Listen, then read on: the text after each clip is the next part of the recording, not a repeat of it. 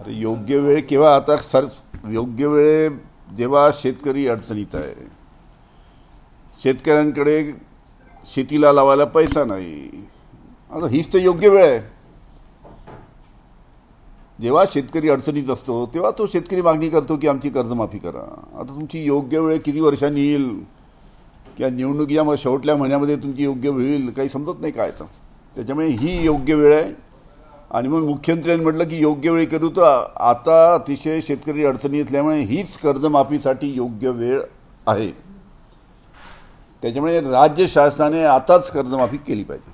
Fertiliser shortage संदर्भात आंतरराष्ट्रीय कारणं अत्यंत महत्त्वाची आहे. अनेक ठिकाणी युद्ध सुरू आहे, चायनावरही आपण मोठ्या प्रमाणात डिपेंड आहोत.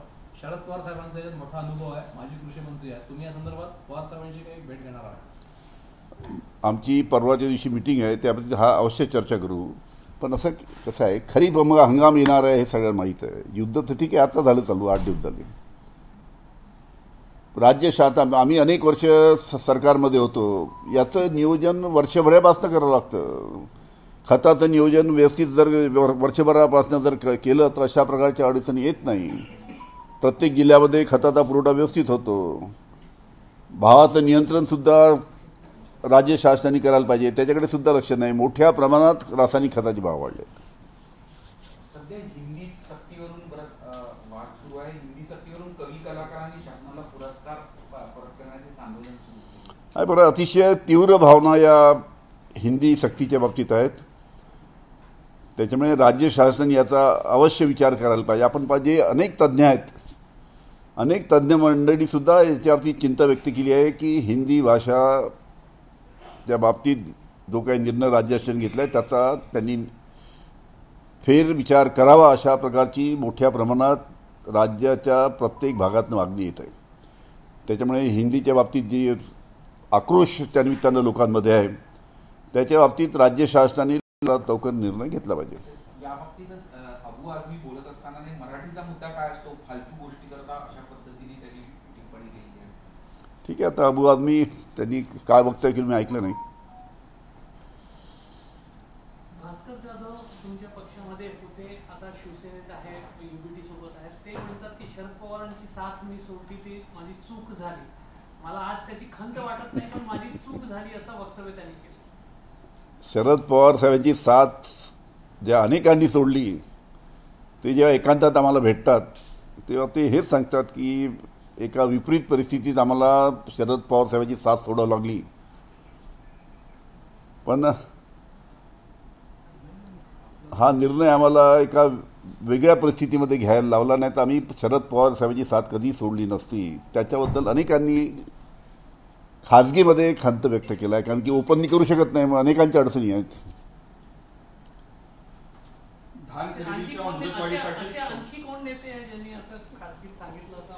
आता भास्कर जाधव साहेबांनी तर स्पष्टपणे सांगितलं की मी शरद पवार साहेबांची साथ सोडली, ही अतिशय मोठी चूक केली. भास्कर जाधव साहेब आमच्या पक्षाचे अध्यक्ष होते, महाराष्ट्राचे अध्यक्ष होते. आणि मी जे सांगितलं अशा पद्धतीच्या अनेक नेते जे आमच्यातले सोडून गेले, आमच्यापेक्षा ज्येष्ठ नेते अनेकांनी खाजगीमध्ये याच प्रकारची भावना ते सर्व व्यक्त करतात. 26,000 खरेदी मुदतवाढ, 26,000 शेतकरी आहेत ते प्रतीक्षेत आहेत अजूनही. धान उत्पादक शेतकरी कायच्या धान उत्पादक जे शेतकरी आहेत ते खरेदीसाठी मुदतवाढीसाठी अजूनही प्रतीक्षेत आहे. सगळ्या संदर्भात धान खरेदीच्या अडचण, काय सांगाल? धान खरेदी अजून म्हणजे धान खरेदी 26,000 शेतकरी प्रतीक्षेत आहेत खरेदी संदर्भात. काय मला बंद झालेली आहे. 26,000 शेतकरी प्रतीक्षेत आहेत. अच्छा, 26,000 शेतकऱ्यांचा धान अजून खरेदी करायचं बाकी आहे. मी त्याची डिटेल माहिती घेतली नाही, माहिती घेतल्यानंतर बोलील त्याच्या बाबतीत. हे तुम्ही म्हटलं की शरद पवार साहेबांची साथ सोडून गेले, ते सांगतात की विपरीत परिस्थितीत सोडली. त्याच्यामध्ये अजितदादा पण आहे का? मी कोणाचं नाव घेतलं नाही, आहे का रायगड जिल्हा किंवा रत्नागिरीचे आहे का काही लोक, कारण की त्यांना प्रदेशाध्यक्ष नंतर सर्व महाराष्ट्रातले लोक आहेत, समजलं की नाही, आणि ज्येष्ठ आहेत, ते सुद्धा खाजगीमध्ये खंत व्यक्त करतात. आता पण ठीक आहे, आता परिस्थितीनुसार त्यांना निर्णय घ्यावा लागला. तुम्हालाही या संदर्भामध्ये ऑफर होती असे काही खाजगीतही अनेक तिकडच्या नेत्यांनी सांगितलं आहे.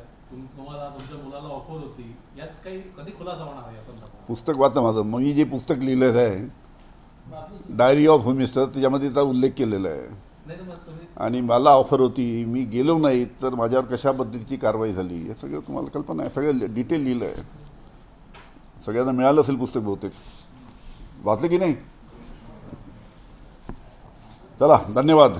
एक शेवटचा प्रश्न असा झाला, शिक्षक भरती घोटाळ्यामध्ये मुख्याध्यापकांवर कारवाई होत नाहीये.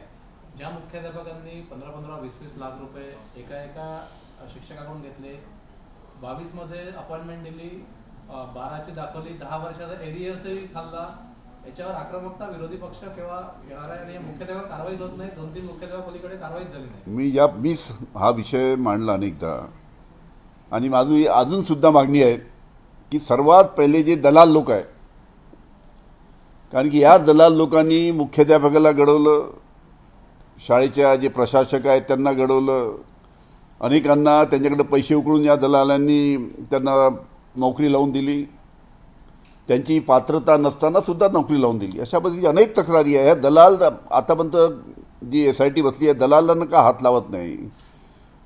कारण की या दलालांनी मोठ्या प्रमाणात शाळेमध्ये जाऊन तिथल्या मुख्याध्यापकाला भेटून त्यांना अनेक प्रलोभन देऊन त्यांना पैसे देऊन अशा पद्धतीचा संपूर्ण हा घोटाळा केलेला आहे. त्याच्यामुळे SIT बसली आहे, SIT चौकशी करते आहे, पण दलालाला सुद्धा बोलावून त्यांची चौकशी केली पाहिजे. संपूर्ण नागपूर जिल्ह्याच्या प्रत्येक तालुक्यामध्ये हे दलाल आहेत, त्याची नावं SITला माहीत आहेत. त्याच्यामुळे लवकरात लवकर त्यांच्यावर कारवाई व्हावी. आणि तुम्ही जे सांगितलं ते अतिशय महत्त्वाचं आहे की 2018ला त्याची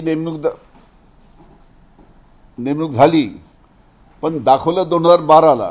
म्हणजे तो 6 वर्षाचा तो पगार, 6 वर्षाचा करोडो रुपये पगार त्यांनी काढला आणि वाटून घेतला सगळ्यांनी. हा सगळ्यात मोठा घोटाळा आहे. कोणाची 18ची आहे, कोणाची 20ची आहे, कोणाची 21ची नेमणूक आहे, पण पेपरवर दाखवलं 2012ची. म्हणजे ते 6-7 वर्षाचे सगळे एरियर्स त्यांनी काढले आणि लाखो रुपयाचा घोटाळा झाला. याच्यामध्ये लवकरात लवकर अतिशय वेगाने या सर्व गोष्टीचा तपास झाला पाहिजे आणि कारवाई झाली पाहिजे. हा किती कोटींचा घोटाळा असेल? 560 शिक्षक तर आपल्याच परिसरात आहे. मला वाटते 1000 कोटीच्या वरती हा घोटाळा असेल. आणि हा फक्त आपल्याच जिल्ह्यातला नाही. मी मागच्या वेळेस तुम्हाला प्रेस कॉन्फरन्स घेऊन दादा भुसे यांच्या मालेगाव मतदारसंघाच्या बाबतीत तक्रार केली होती. तुम्हाला माहीत असेल की त्याची चौकशी झाली, चौकशी जाऊन कारवाई झाली आणि त्याला जो कोणी दोषी आहे त्याची अटकसुद्धा झाली. म्हणजे शिक्षण मंत्र्याच्या मतदारसंघात सुद्धा असे घोटाळे झाले, अनेक जिल्ह्यामध्ये असे घोटाळे झाले आहेत. त्याच्यामुळे मी परत मागणी करतो की संपूर्ण राज्यामध्ये ज्या ज्या जिल्ह्यामध्ये असे घोटाळे झाले आहेत त्याच्यासाठी निवृत्त न्यायाधीशाच्या माध्यमातून जर एखादी कमिटी गठीत केली तर संपूर्ण महाराष्ट्रामध्ये मोठ्या प्रमाणात जो घोटाळा झाला आहे त्या दोषी लोकांवर चांगल्या पद्धतीने कारवाई होऊ शकेल.